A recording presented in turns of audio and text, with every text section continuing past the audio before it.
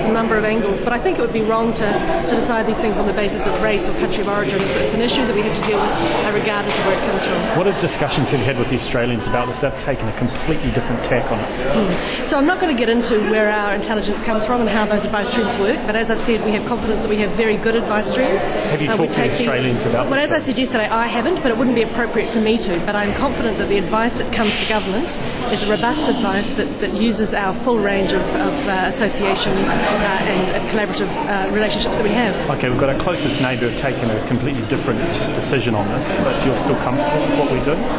Look, I'm not going to make a comment on a specific vendor, but what I have said is that I believe the government is taking excellent advice. We take the security concerns that are raised very seriously, and we are happy that we've got in place robust processes that mean New Zealanders can have confidence in the security of our networks. Have you passed any of that advice on to local or territorial authorities? I beg your pardon? Have you passed any of that advice on to local body councils or anything like that who might be hiring?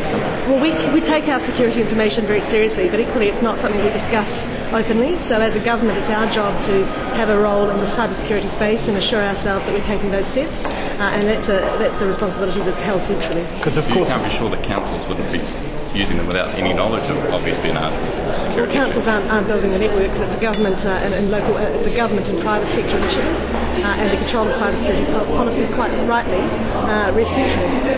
Huawei are building a network in your very own electorate, aren't they? Well, they're building a network throughout the country. How about 2 degrees and Vodafone? Do you think maybe they need this advice and the government stop, given that consumers will be using their products? Well, they're commercial operators and they can take their own decisions about who they operate with. But telecommunications is a very complex field, and there's all sorts of layers of equipment that are built into it, and you can't treat them all the same. So as I said, we're very careful about the advice that we get.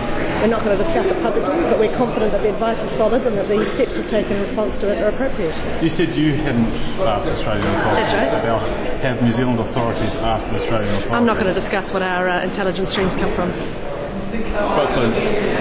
But you're not prepared to say whether anyone in New Zealand has asked people in Australia as to I've said that I haven't, because I don't think it's appropriate that I would, but I'm not going to discuss the advice streams we get and where that comes from and who they might have talked to So specifically. we might not have asked the Australians. I'm not saying that. I'm just not going to comment on those security aspects.